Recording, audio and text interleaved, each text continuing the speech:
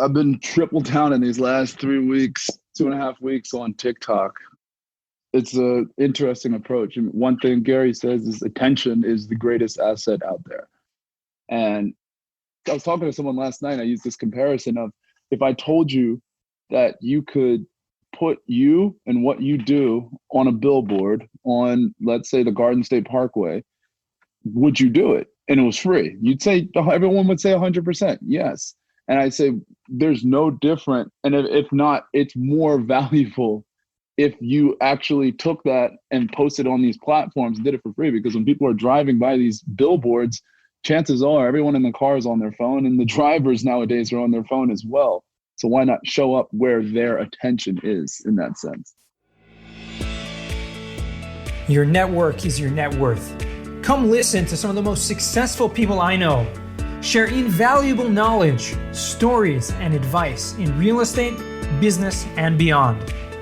This is Weiss Advice.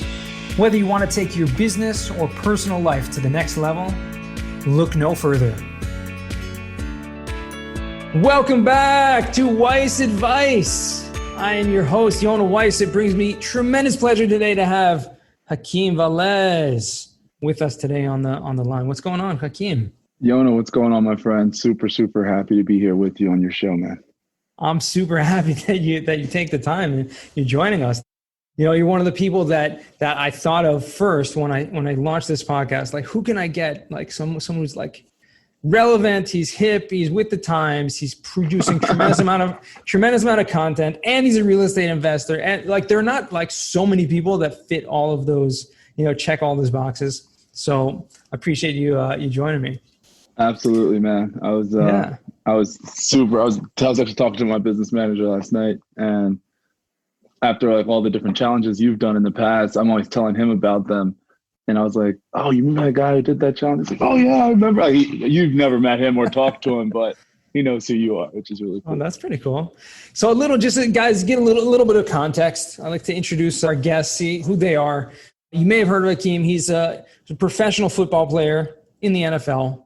Played for the Cardinals for 3 years, Detroit Lions, New York Giants. But now you're going back, and I want to touch on that a little bit because you retired for a little bit, took a little break, and now you're getting back into it. He's also, like I mentioned before, he's a real estate investor, and he started that. And one of the most amazing things that I've learned from him is just how he started that while he was playing professional sports, which is, there aren't many people doing that. And another thing that he's very big on is speaking about and trying to help and inform people who are professional athletes or who are getting into that about financial knowledge, I guess, just basics of finances, which unfortunately a lot of people aren't taught.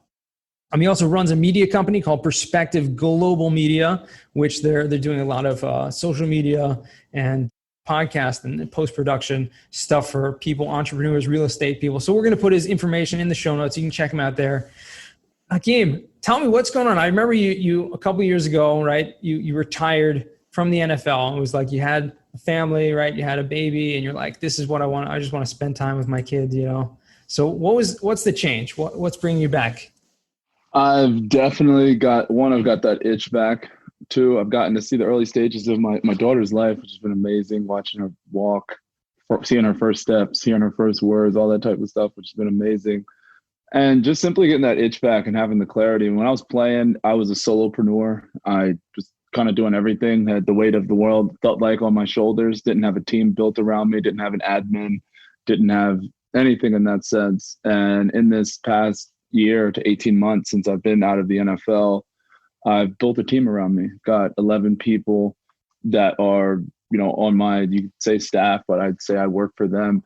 That's definitely helped me delegate a lot of different things that I'm doing and have a lot of more mental headspace and mental clarity to know and actually feel that itch that, oh man, I still actually want to play football, and tap even deeper into that social equity amongst all the other stuff that I've been doing over the years. So partially, obviously the fact that you were able to build this business and then, this media company and have a whole team that's essentially running the show. You're giving 100%. Them, as the CEO, you're not you're not meant to be doing all that stuff, right? You're giving directives to managers and to other people who are able to function and run a business. 100%. It's definitely, I like to consider myself a practitioner where you're not just delegating and closing your eyes with everything. So, I've gotten good at everything in the business to be able to judge everything, output wise from all of my employees. But yeah, being able to replace myself in a whole bunch of different facets of the business has brought me a lot of headspace. What I want to know is, now that you're going back into the limelight, and obviously with the COVID and everything, they're opening back up, right? I mean, the season is planned to open back up in the fall. I don't know. We'll see. I'm more on the side as I don't think that there's going to be a season this year. Honestly, I just think there's a lot of risk. There's a lot of it's multifaceted. If there is a season, there's going to definitely be an asterisk behind it, because if there's going to be a season, the owners are regardless going to want to put a product on the field. And I think there's enough people out there that if a whole bunch of players get COVID, there's a lot of people out there that have been chomping at the bit to get an opportunity, and I think would play regardless. And the owners don't make their money from fans being in the stands anyway.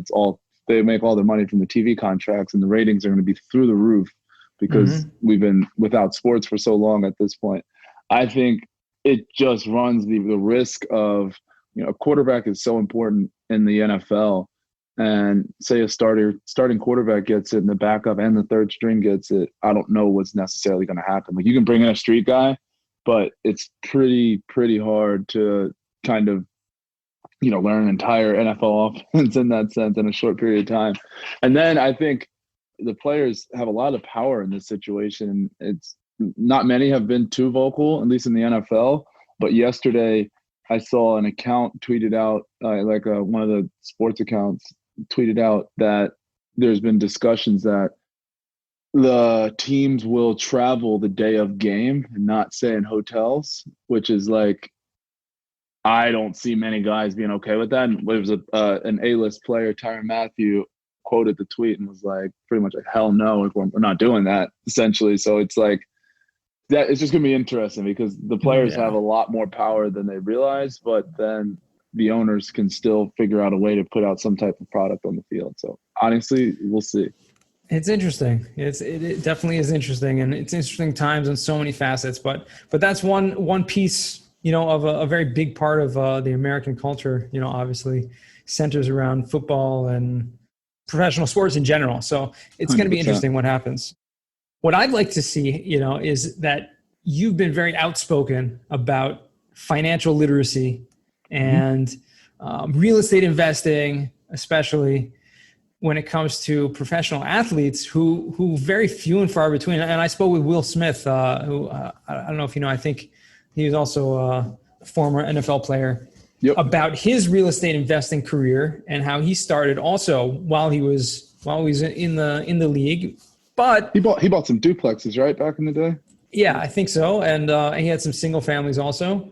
But what was interesting to me, and I think that's necessary here for me as well, is there are very, very few professional athletes that even invest in real estate. Yeah, it's, there are some that do. Some are very, very, very, very passive about it and don't really have their ear to the ground in that sense. But yeah, there really isn't much. I'm actually starting a new, no promotion here, but I'm starting a new podcast vertical called Pro Athletes in Real Estate. Cool. Just like literally uncover all because there are some, and I'm finding out most of them after I get done an interview and I ask like, hey, do you know any other guys that are in the league that are also investing? And it's like, oh, these 5 guys are, and then trying to reach out to them. But there really isn't many, because like one thing I've seen just from my own experience is a lot of it can be slightly a reason why some guys go broke is in the NFL, and I'm not sure about the other pro sports, everything kind of gets done for you. And it gets easy to get complacent with everything. On top of that, your finances. Like your license is expired, you give it to a guy who works for the team and they'll go get you a new license. You need your laundry done, this service will take care of it for you. You need a chef, they're in-house taking care of that for you. And then it's like finances, like give your money to this guy and he'll take care of it for you. And it's like, everything's taken care of and like your only sole focus is football. And a lot of people get caught up in that. And then all of a sudden when the rug is pulled out from below you, you're like, where's my money? And Well, like, what do you think about that? I mean, is that obviously can't be a good thing? no, it's definitely not sustainable. It's an issue. It's a reason why I'm passionate about one. I liked one of my more favorite speeches that I've done was a speech to a room of financial advisors and wealth managers who work with athletes and kind of talking about the divide and the disconnect between the advisor and the athlete. Like that's the relationship. We're going to allocate X amount of my income to investments and this and that, alternative investments. I'll talk to you in 6 months. Right. Versus it needs to be a hand-holding process and more of an educational process, because like a lot of players don't have the right relationship that they need to have with money, because it's like if you don't have financial literacy, it doesn't matter how much money you'll make. Like you inevitably will go broke. Yeah, and we've seen that. You see that too many times, unfortunately. 100%. Which is crazy when you think about people, in the NFL and professional sports. You're making a lot of money. You're making, mid-range six figures, if not more. And 100%. And that's it's like a lottery the top, concept. That's like the top 1%, of earners in the U.S. One thing I talk about, and a lot, I think I've only made one video talking about it, is a lot of people don't also understand how players are paid. It could be a conspiracy that the owners are in cahoot and it's done on purpose, almost like the carrot theory. So players continue to come back. So they have you almost as a slave to the paycheck forever. Is the way players are paid only 17 weeks out of the 52-week year. So you take, rookie minimum. My rookie year was $450,000. And you take that, if you divided it by 52, that's around $8,000 a week, which is, it's a lot, but it's more manageable than $26,000 a week. And you're taking a young, 23-year-old kid and giving them $26,000 a week. It's a lot easier to justify spending $10,000 a week when it looks like and feels like you're saving $16,000, because you could do that every week and save $16,000. Spend 10, and what happens is, and you see it, is that person gets the spending habits of someone who's actually making $26,000 a week out of 52 weeks of the year, and they're spending so heavily, but they're in season. And then when the off season starts, usually your spending goes up because now you're home with your friends, now you're going on trips, now you're going out all the time and stuff like that. And quickly but surely, what you see is by May, June, these guys are running out of their money, and that's when you're seeing guys asking to borrow money from you. That's when you're seeing guys, when we get back for OTAs and mini camp, you'll see guys who will cut you in line because you can see the guys who went broke. You can see the desperation in their eyes of, if I don't make this team, I can't pay my mortgage. If I don't make this team, I can't pay my car note. And that's where one of the largest problems lies. And like I said, I don't know if it's a conspiracy from an owner standpoint, because if they were paid over 52 weeks of the year, it'd be a lot more manageable. And it's on top of it, you're taking someone, because of NCAA rules, never been able to have a job, because of AAU sports and summer sports. If you're one of the most high performing athletes in the world, chances are you probably played sports year round. So you never had a summer job. So a lot of people put it on the athletes, like, oh, they should have financial literacy. Like, financial literacy is not taught in school. And your average American household, money's not talked about. It's, right. It's not like a sympathy. It's not like feel bad for these guys. This is shining a light on this is an actual issue. You look at most lottery winners, it's not a coincidence that they go broke. It's because they don't have financial literacy. Absolutely.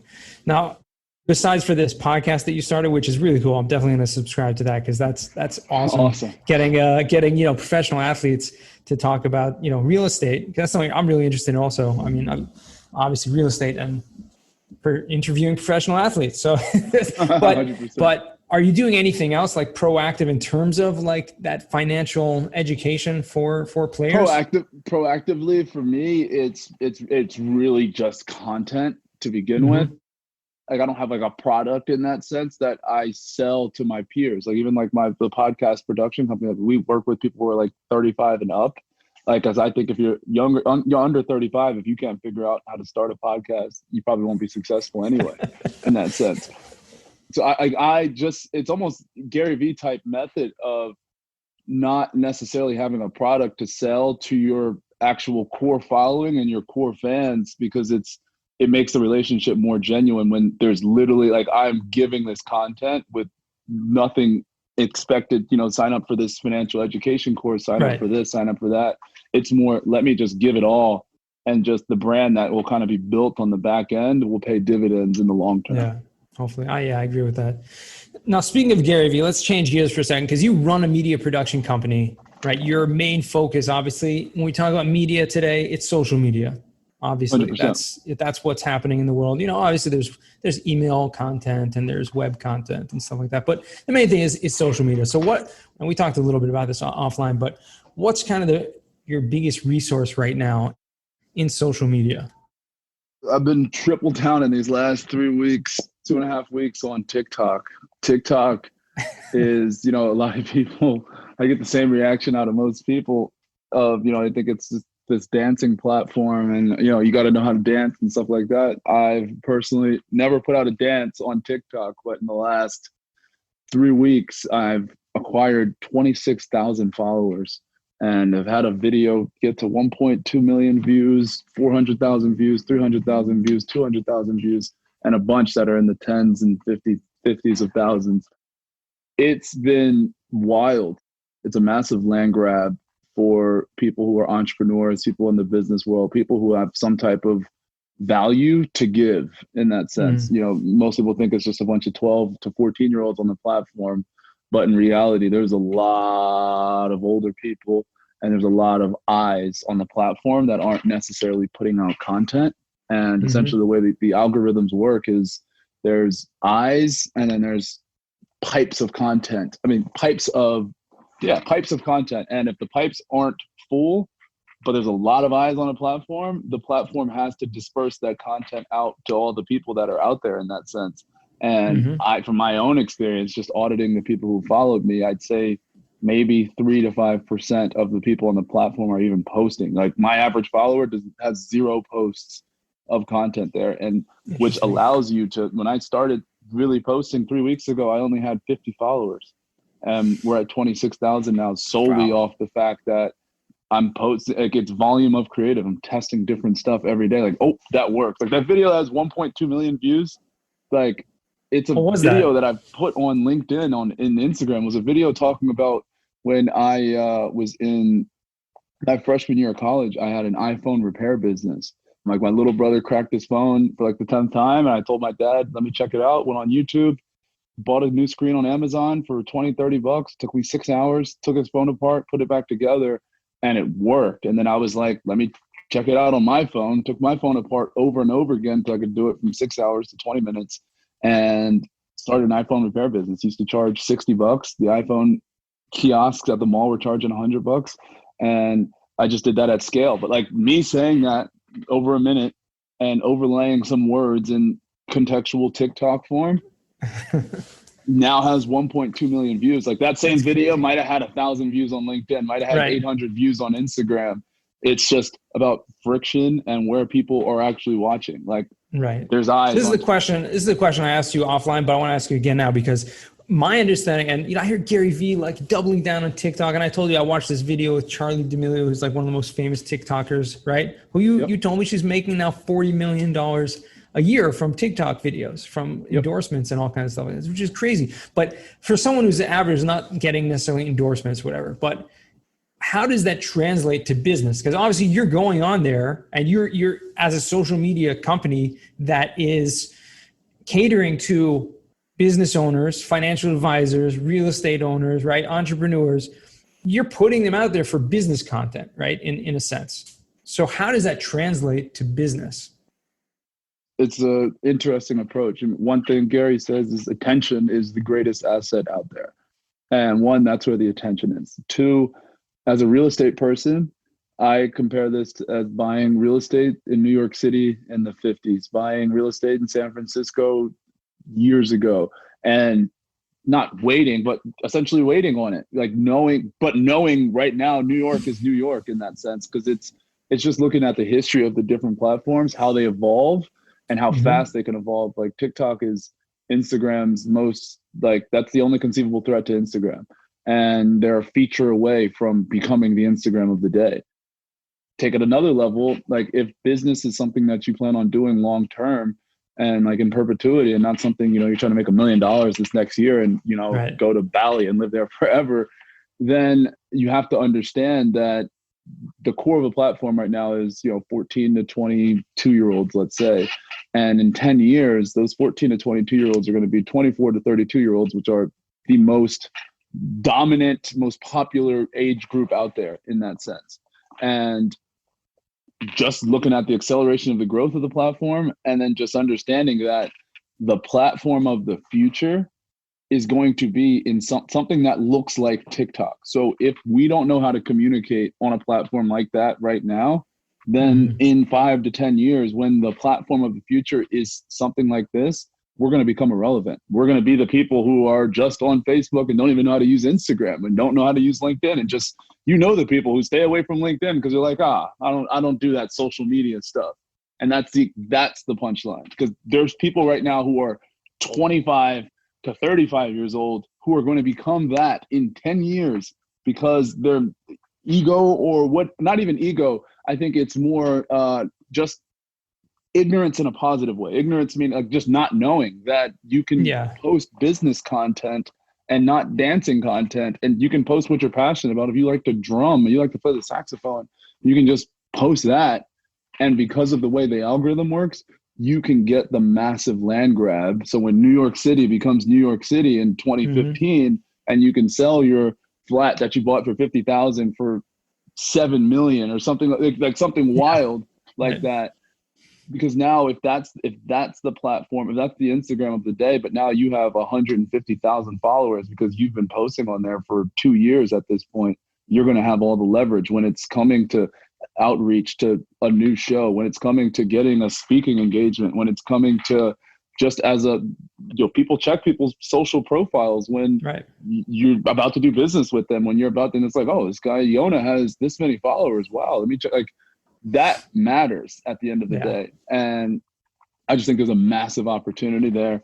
And I'm like, it's fresh. Like, it's like I said, I posted something at 1 a.m. last night, and I woke up this morning at 45,000 views. And it's like, that as someone who is a practitioner on the social channels, that's mind blowing to me. Yeah. Well, you know, I'd like to, you know, touch on something you said, that why people may not be using so many different platforms. There's a lot of different reasons why, and I'll just speak for myself personally, why I'm not like out there. And I literally this week, I posted my first Instagram post ever. Let's go. Okay. Which was a post about this podcast, you know, about an episode, you know, just released. And it's because I don't really understand the platform. You know, obviously every platform has a different currency and has a different way of the algorithm works, et cetera. So it's just about learning it. So I think that for me, it's about that I don't really understand, you know, all these different platforms. And it takes a lot of time to put in to understand each one, and then to spend time on each one and kind of nurture each one. So it's like, can I go all in on one, right? Or maybe two, and then get my maximum reach through that? Or should I try to just spread myself across everything? You know, Gary Vee talks about spreading across everything, but he's got a whole team of people. That's very doing true.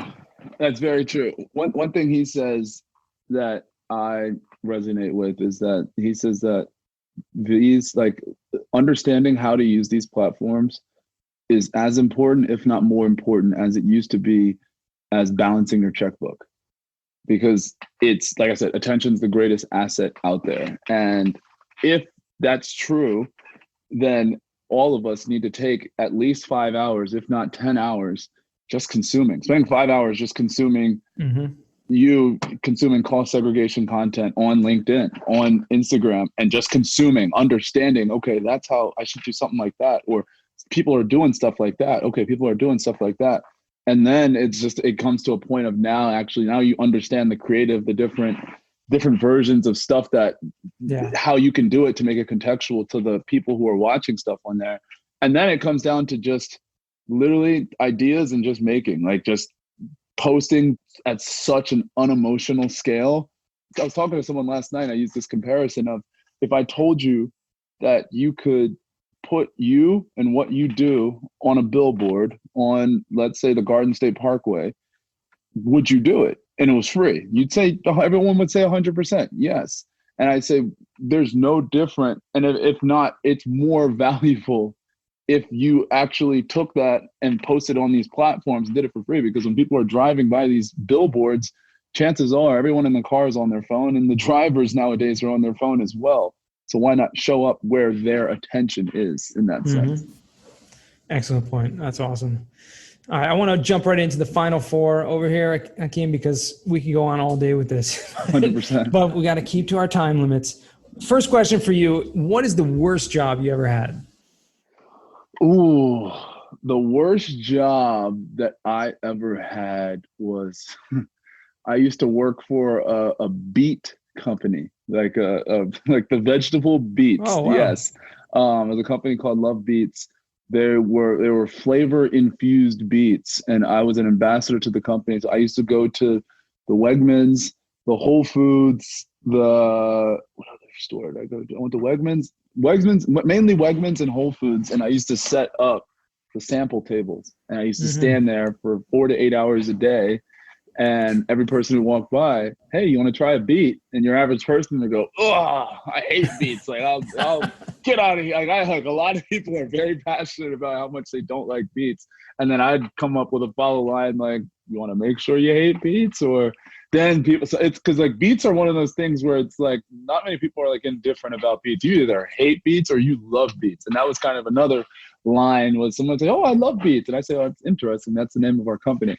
And I used to give them a sample, and it was rough, but it was cool because it was interesting way to learn, like just different ways to approach people, and like honestly salesy with it, because I like being able to, because those beets were like, someone who did not like beets, if you did try this like sweet fire or this honey and ginger beet, because they were infused with so much flavor, they were like 3 out of 4 people who hated beets, but actually I convinced them to try it. They actually liked it, and then they bought it, which was like like I'd sell. I think most I sold was like 94 packages of beets in 4 hours, which was like crazy. But it was a rough job, just standing there for 4 to 8 hours. Like my back would hurt so bad, and I was in college. We all have those jobs. Yeah. Wow, that's crazy. Crazy story. Second question for you. What is a book you've read or listened to nowadays also counts that has given you a paradigm shift? There was a book I read. I was stuck between two when you mentioned this one before. I got to say, because I just read it again for like the third time, is The Go-Giver by Bob Berg. I'm not sure if you've read that book before, but that book, it's an interesting book because it's things that are already in your head if you're naturally someone who likes to give, but it provides almost context that like you're hearing it and you're like, oh man, I didn't realize I was thinking that way, but it actually makes sense, and there's actually a concept behind it, and it really goes deep into giving without the expectations of receiving, and like giving because like you love to give, and it's one of those books that, because it's a fiction story, but it really puts giving deep into perspective. I love that. I mean, it sounds like something I'd resonate with, and then reread it. And you especially would love, and it's 120 something pages. It's a quick hitter. Absolutely, yeah. I'll put that on the list. That's something that definitely resonates with me just from you describing it. So I'll definitely check that out. Third question for you is, what's a skill or talent you would like to learn? I'd like to. I promised my grandma I'd teach my daughter French. So I'd like to learn French. So one of my business partners, actually, his mom works at Rosetta Stone and was able to give me like the app access so I could start learning French. So that's something I want to start. Rosetta Stone advertises that if you spend 30 minutes a day for 3 months, you'll be fluent in a language. So that's something. Speaking a language for 3 hours a day, or half an hour a day for 3 months, 30 minutes a day, and you'll be fluent. It's interesting because I'm fluent in 3 languages, and what I found is that just speaking languages is really the immersing yourself. Immersing yourself is going to get you to learn that language more than anything else. Okay, 4th and final question: what does success mean to you? Success to me is happiness. I think a lot of people put, success is, they put a monetary value next to success, or some type of arbitrary number, or some type of arbitrary vanity metric or something of that sort is, success in that sense. Success for me is, it's not like happiness as, it's actually an interesting book called Happier, which is a really good book that talks about the difference in, some people put happiness on a pedestal. And when you reach that happiness, it's hard to, to keep happiness. People that will ultimately be followed with a heavy level of depression if you kind of put that on a pedestal. It's the cliche of the consistent pursuit of happiness is success to me. Is finding that what lights you on fire continuously, and continuously double downing on it, and then not being scared to just adjust like in osmosis, like all the time, and consistently finding that or pursuing that happiness. Because like that's like finding that happiness in the pursuit. You kind of get what I'm saying, like along the journey. Absolutely, and it's different for everyone. And so, like you said, whatever makes you happy, whatever gives you the most pleasure, like do that, and then that's being successful in life. That's really what it's all about. 100%. It doesn't matter. Like I'd say, as long as you can keep your head above water, your bills are paid, your family's safe. As long as you're not like the clock is not at zero in that sense, like if you can figure out a way to find happiness, amongst everything, that's real, genuine success to me. Awesome. Well, Hakeem, it's been a tremendous pleasure talking with you today. I'm so glad you took the time. Where can our listeners find you? Obviously TikTok is the best place. How can our listeners reach out to you or get in touch with you? Yes. LinkedIn is Hakeem Valles. It's a great place to reach out to me. Or if you just go to my website, perspectiveglobalmedia.com, I have a set up a call link on there. And I take calls all the time. I love meeting different people. Nice. Awesome. Thank you again for joining us. I wish you a lot of success with the media company, with the season, if it's going to come up, if it's not, getting back in the grind. Absolutely. And, hopefully we'll talk again soon. Absolutely. Yona, I really, really appreciate you having me on the show, and keep bringing all of us value on LinkedIn on a daily basis, because we love it. Thank you. I'll try to do so. To our listeners, thank you again for joining us. It's been awesome. This has been a tremendously valuable interview for so many reasons. Join us again next time. Remember, the best advice comes only when you ask. Real quick, I have one question for you. Did you like this episode? If you did, I want to ask you a huge favor. See, the biggest thing that helps this podcast grow and that will spread this message to the whole world is that if you leave a review, a rating, and subscribe to the podcast. What that does is it basically tells the platforms that this podcast is out on is that you like my stuff and I'm doing something right. So take a few seconds out of your day, hit that subscribe button, leave a rating or review. I would be extremely grateful. Also, I want to hear from you guys. So I want to hear some feedback. If you have any questions for future episodes, please find me on LinkedIn. Send me a DM, a connection request, Yona Weiss, and I'd love to hear from you.